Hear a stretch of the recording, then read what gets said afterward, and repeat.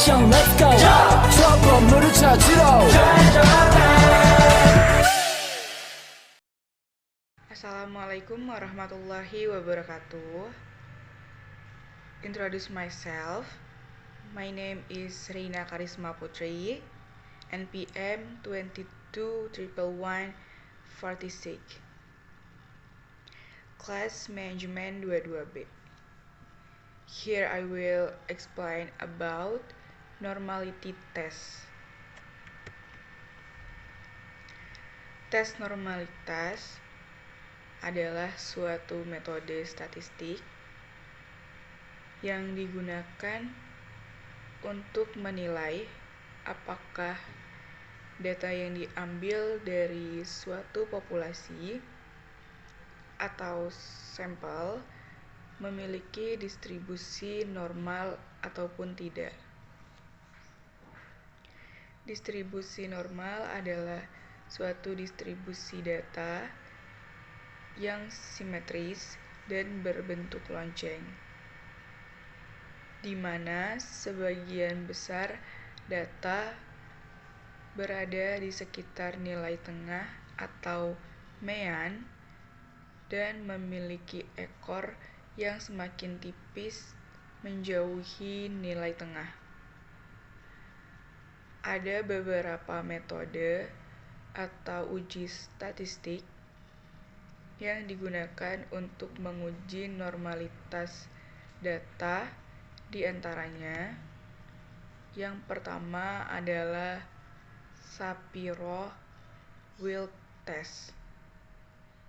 Uji ini digunakan untuk menguji apakah sebuah data itu berasal dari populasi dengan distribusi normal ataupun tidak.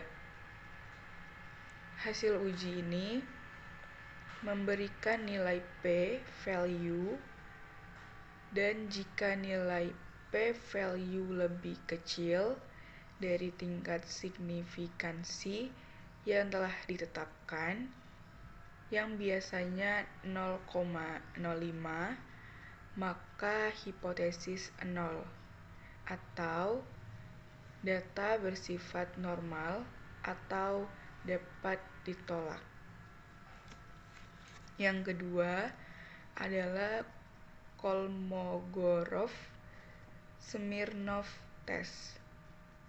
Uji ini juga digunakan untuk menguji normalitas data dengan membandingkan distribusi kumulatif empiris dari data dengan distribusi kumulatif yang diharapkan dari distribusi normal.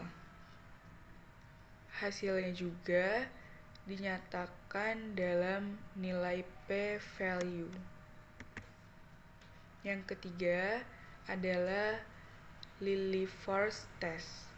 Ini merupakan variasi dari uji Kolmogorov-Smirnov yang lebih sesuai untuk sampel yang kecil. Yang keempat adalah Anderson-Darling test. Serupa dengan uji Kolmogorov-Smirnov, tetapi memberikan bobot yang lebih besar pada ekor distribusi, sehingga lebih peka terhadap perbedaan di ekor distribusi. Penting untuk diingat bahwa hasil dari uji normalitas ini itu bergantung pada ukuran sampel. Dalam beberapa kasus dengan sampel yang cukup besar, data mungkin terlihat normal secara visual, meskipun uji statistik menunjukkan hasil yang signifikan. Sebaliknya, dengan sampel yang kecil, data mungkin terlihat tidak normal secara visual. Tetapi, uji statistik mungkin tidak menunjukkan perbedaan yang signifikan. Oleh karena itu, interpretasi hasil uji normalitas harus dilakukan dengan hati-hati, dan pilihan metode uji dapat dipengaruhi oleh konteks dan karakteristik data yang telah kita amati. Tujuan dari pengujian normalitas adalah untuk menilai apakah data yang dikumpulkan itu berasal dari distribusi normal atau tidak. Normalitas data adalah asumsi yang penting dalam beberapa analisis statistik parametrik seperti uji T, analisis varians atau ANOVA, regresi, dan beberapa metode lainnya. Beberapa tujuan utama dari melakukan uji normalitas itu adalah yang pertama, memastikan asumsi statistik parametrik. Sebagian besar teknik statistik parametrik memerlukan asumsi bahwa data berasal dari distribusi normal. Jika data tidak normal, interpretasi hasil statistik parametrik dapat menjadi tidak akurat. Yang kedua adalah validitas inferensi statistik. Uji statistik seperti uji T dan ANOVA itu menghasilkan hasil yang lebih andal ketika asumsi normalitas itu terpenuhi.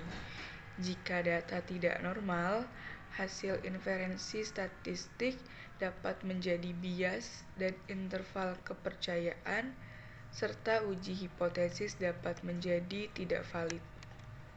Yang ketiga, itu adalah pemilihan metode statistik yang tepat. Hasil uji normalitas dapat mempengaruhi keputusan kita tentang metode statistik yang paling tepat untuk digunakan. Jika data tidak normal, kita mungkin perlu mempertimbangkan menggunakan metode non-parametrik yang tidak memerlukan asumsi distribusi normal. Yang keempat, keamanan terhadap asumsi model. Dalam analisis regresi, asumsi normalitas residu penting untuk keamanan model. Jika residu tidak terdistribusi normal, ini dapat mempengaruhi validitas inferensi regresi. Yang kelima, peningkatan interpretabilitas hasil. Asumsi normalitas dapat memberikan interpretasi yang lebih intuitif dan mudah dipahami terhadap hasil statistik. Apa saja uji normalitas? Secara umum dinyatakan bahwa normalitas dapat dinilai dengan berbagai cara yang jika dikelompokkan pada dasarnya ada dalam dua kelompok, yaitu analisis secara visual dan analisis secara statistik. Analisis secara visual antara lain menggunakan grafik normal PP, normal Kiki, histogram, stem, leaf, box plot, dan lain sebagainya. Sedangkan secara statistik dapat diuji menggunakan uji Kolmogorov-Smirnov, Shapiro-Wilks, Shapiro-Francia, Anderson-Darling, Ryan-Joyner, Skewness-Kurtosis test, Jarque-Bera, dan masih banyak jenis uji statistik lainnya untuk menilai normalitas. Apa penyebab data tidak berdistribusi normal? Penyebab data tidak berdistribusi normal adalah terutama adanya data ekstrim atau data pencilan yang biasa disebut dengan istilah outlier. Dengan adanya outlier tersebut, maka sebaran data bisa menjadi condong ke kiri atau condong ke kanan. Dimana jika sebaran data ini kita nilai secara visual, misalnya menggunakan histogram, maka seharusnya data yang berdistribusi normal akan membentuk sebaran seperti lonceng menghadap ke atas. Perbedaan uji homogenitas dan uji normalitas. Uji homogenitas dan uji normalitas adalah dua jenis tes yang umum digunakan untuk menguji asumsi data. Uji homogenitas merupakan syarat dalam statistik non-parametrik dan digunakan untuk mengetahui kedua kelompok atau lebih sampel berbeda memiliki distribusi nilai yang sama. Artinya, setiap data memiliki karakteristik yang sama meskipun mendapat perlakuan yang berbeda. Sedangkan, uji normalitas merupakan syarat dalam statistik parametrik untuk mengetahui apakah data terdistribusi secara normal atau tidak. Apa yang dimaksud dengan uji normalitas? Yaitu sebuah uji yang menilai sebaran data pada variabel atau kelompok data, apakah berdistribusi normal atau tidak. Data dikatakan berdistribusi normal apabila tidak mempunyai perbedaan yang signifikan atau baku dibandingkan dengan normal baku. Variabel dikatakan berdistribusi normal jika nilai signifikansinya lebih dari atau sama dengan 0,05. Sebaliknya, jika signifikansi kurang dari 0,5, maka variabel atau data dinyatakan tidak berdistribusi normal. Thank you everyone. Wassalamualaikum warahmatullahi wabarakatuh.